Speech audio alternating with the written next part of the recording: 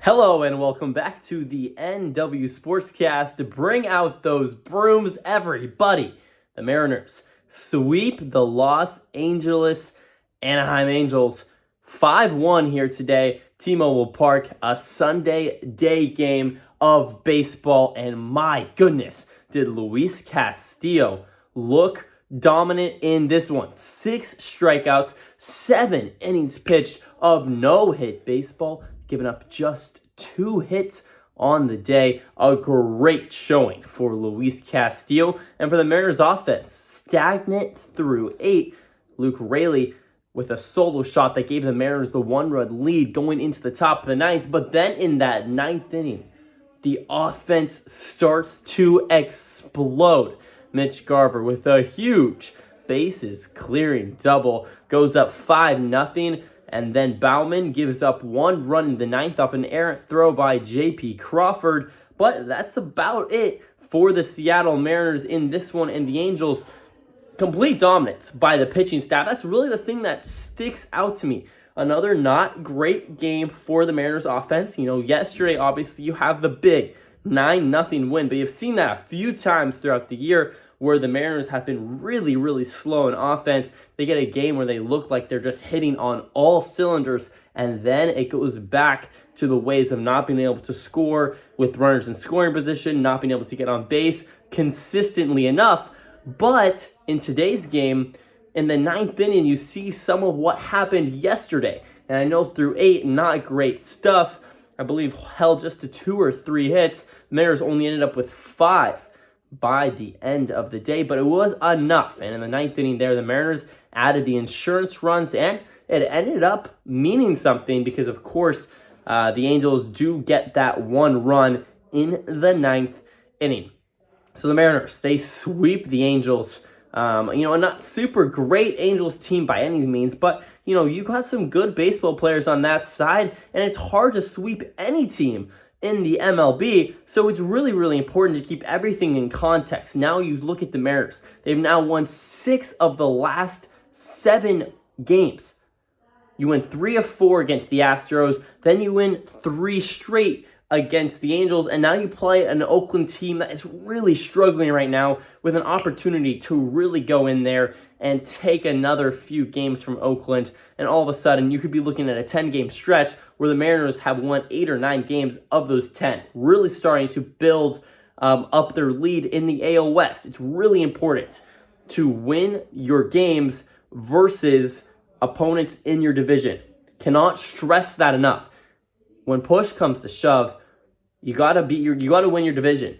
Wild card is great, but what you strive for is winning that division. That's really been the thing. I feel like that's been kind of holding the Mariners back.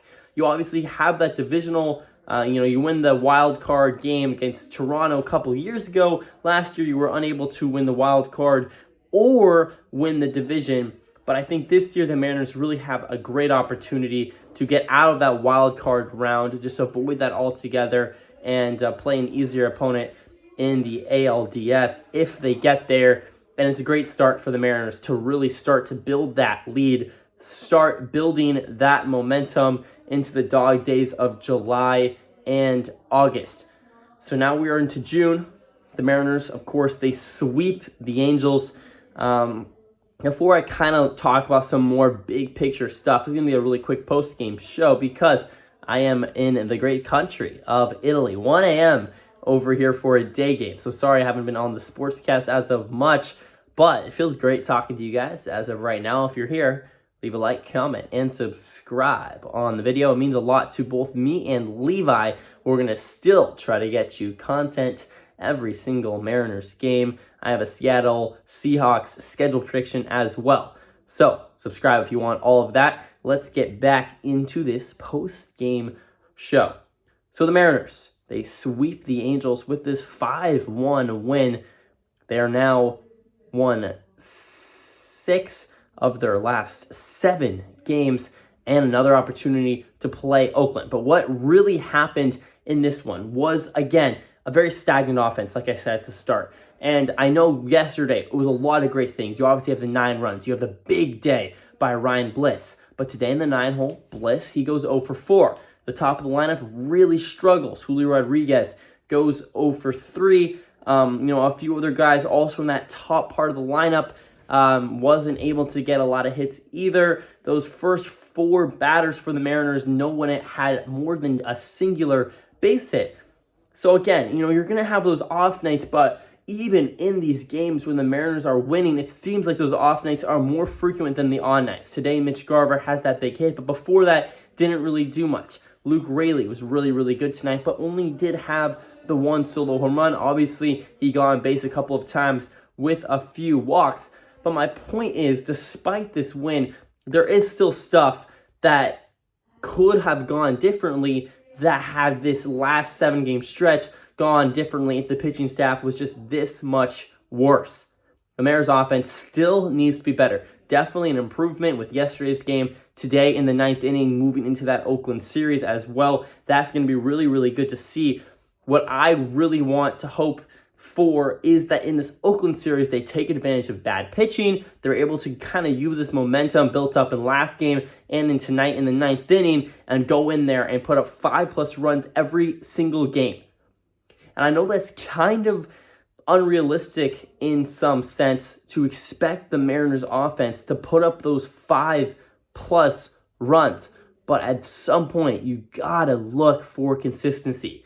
You can't keep having these on and off nights. And obviously not every game is going to be amazing, but at some point you're going to need to look at yourself in a mirror as a franchise and realize that consistency is the thing holding you back. And I think that's a very fair criticism right now for the Seattle Mariners. They're a great baseball team, especially on the pitching aspect, but offensively they need to be more consistent. Bless you guys. I'm sorry. It's again late over here, 1 a.m., ready to go to bed soon. But yeah, just the consistency is really the thing that the Mariners need to work on here in 2024. You see a little bit more of that. You really see a lot of peaks and valleys right now. I would almost kind of temper those 9-0 wins with more 4-5 run performances by the offense and getting rid of those 9-run wins. Because with this pitching staff, if you put up 4 runs, if you put up 5 runs, you're going to win 80% of your ball games, maybe more. That's how talented this pitching staff is. You see it today with Luis Castillo, who I'm going to get to right after this. You saw it yesterday with Bryce Miller. You've seen it all season long with Logan Gilbert. Brian Wu out of the gate, looking really, really good. Not just really good, he's looking elite. And obviously you got George Kirby, who walks a guy every 9 innings. I mean, this pitching staff is the best I've ever laid eyes on as a Mariners fan. And it's one of the best pitching staffs I've ever seen as a baseball fan in general. That's how good this is. This has potential to be a catalyst that really sparks this Mariners team into the World Series. And that's the bar I think the Mariners need to be looking at themselves with. And the thing that's going to hold them back is the offense.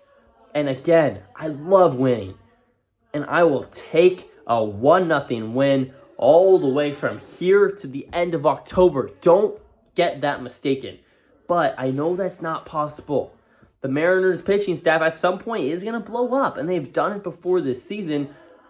And you can't expect the Mariners offense to never pick them up like how the pitching's done all season long. So consistency, I think, is going to be really something to look for these coming weeks. I think Julio Rodriguez, J.P. Crawford, really that top of the lineup. Mitch Garver, had that big hit tonight. But, they're going to really need to be those guys to consistently be getting on base, getting big base hits with runners in scoring position in particular. And I think once those things happen, the dominoes are going to keep falling for the Mariners.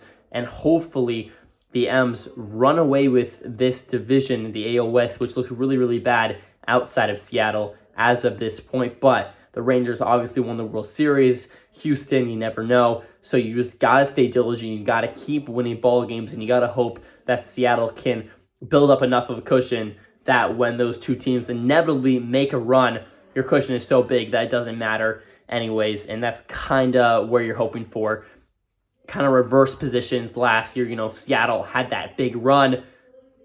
in August, the big month in general, but, Houston and Texas' lead was so stark that it didn't matter for the division.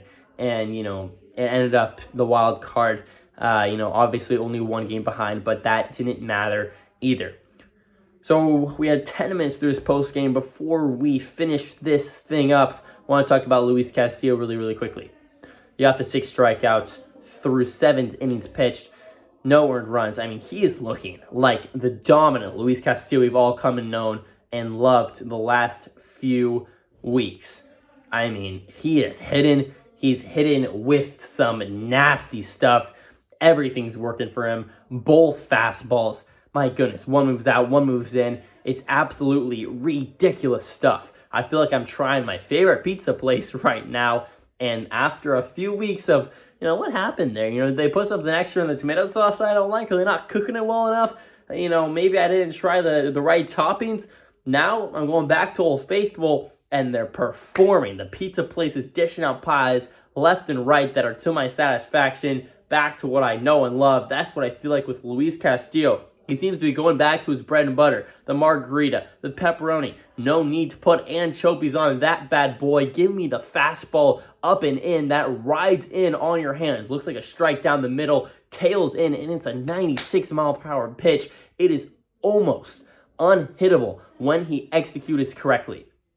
Cal Raleigh, one of the best pitch callers in the game, especially with Luis Castillo, and Castillo has been dominant. When those pitches are working, he's one of the best pitchers in all of baseball. And that's saying something. But Luis Castillo is just that good. Luis Castillo, absolutely dominant. Today he was dominant, last week he was dominant, and hopefully moving forward, he will be dominant as well. Again, it's the pitching that is going to carry this team, but it's the offense that will bring this team to the World Series. So Luis Castillo, he's going to be great, but I do think when push comes to shove, it will be the offense that lifts this team into the promised land. Ladies and gentlemen, this is the NW Sportscast. Leave a like, comment, and subscribe if you made it all the way to the end of the video. NW Sportscast postgame shows coming at you every single Mariners game. I got a Seahawks prediction schedule video coming out soon, and as always, go Mariners. See you guys.